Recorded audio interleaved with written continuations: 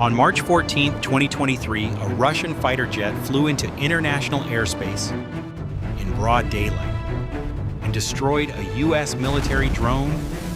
No warning, no declaration, no consequences. Just a Russian Su-27 making repeated passes, dumping jet fuel, and deliberately clipping the drone's propeller until it fell into the sea below. The Pentagon called it reckless. Russia called it an accident. The world forgot about it within a week. But here's what nobody told you. This intercept didn't last seconds. It lasted 40 minutes. And what happened during those 40 minutes brought the world closer to a direct US-Russia confrontation than any headline ever admitted. This is the full story. At 700 hours, a US Air Force MQ-9 Reaper lifted off from a NATO base in Romania and turned east toward the Black Sea. The MQ-9 is not a small hobby drone. It has a 66-foot wingspan, costs $30 million, and carries sensors that can read a license plate from 25,000 feet, infrared cameras, synthetic aperture radar, one of the most advanced surveillance platforms ever built. This mission was routine, monitoring Russian naval activity over international waters.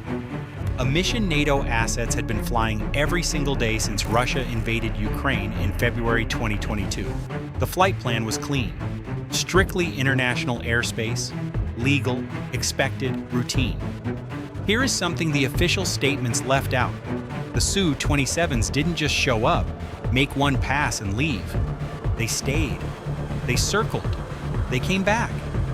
Again and again for 40 minutes before anyone pulled a trigger. That detail changes everything about what this incident actually was. At 7:30 hours, two Russian Su-27 flankers were scrambled from Crimea and vectored directly toward the MQ-9. The Su-27 was designed during the Cold War for one purpose: to destroy American aircraft. Fast, agile, armed with beyond visual range missiles. In the hands of an experienced pilot, it is a serious machine. The Su-27s made their first pass, flying at high speed in dangerously close proximity to the drone. Then they did something that removed all doubt about their intentions. They began dumping jet fuel directly in front of the MQ-9. Fuel missed at altitude risks engine contamination and loss of control. This was not an accident. This was not a warning. This was a deliberate act. A message delivered not through diplomatic channels, but through flight controls. Multiple passes, each time closer, each time more fuel, and the American crew could do nothing but hold position and watch it happen. And here's the part that should concern everyone. The American crew controlling this drone wasn't sitting in a cockpit.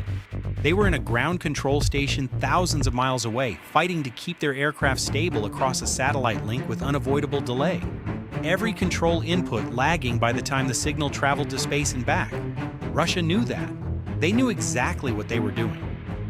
At 7:52 hours, one Su-27 made a final pass. This time, it didn't pull away. The fighter clipped the MQ-9's rear propeller. The damage was instant and catastrophic. Propulsion gone, flight data collapsing in real time, altitude dropping. The decision came fast. Rather than allow a $30 million American surveillance drone loaded with classified sensors and software to sink intact into recoverable water, the crew executed emergency procedures. Classified systems wiped, drone put into an unrecoverable flight profile. The MQ-9 hit the Black Sea at 7:55 hours and sank to the bottom. Russia immediately denied any contact. Their official statement claimed the drone went down due to its own sharp maneuvering. Then the Pentagon released the video, and the video showed exactly what happened. But here's the question nobody asked loudly enough. If Russia was willing to destroy an American military asset in broad daylight over international waters, what were they willing to do next? And what would it have taken for the American response to be something other than a press conference? The answer to that question is more uncomfortable than the incident itself.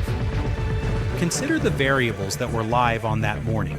The MQ-9 was unmanned. Its crew was safe on the ground. Nobody died. No flag came home in a box. The political cost of restraint was manageable, but change one variable.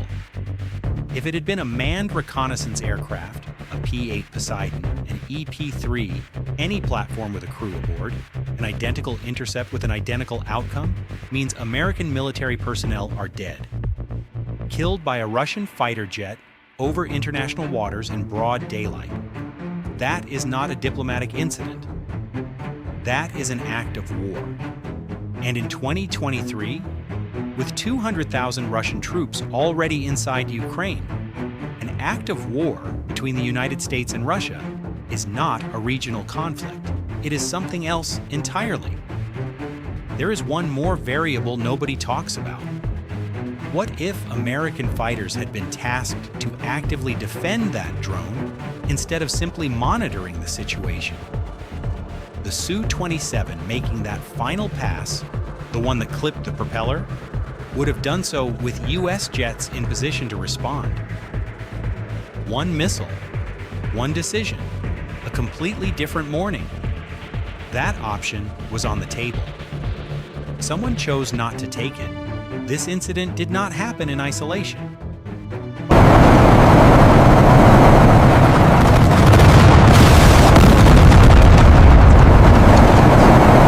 Buzzing British reconnaissance planes over the Baltic, harassing Swedish patrol aircraft, making dangerous close passes on American assets across the region.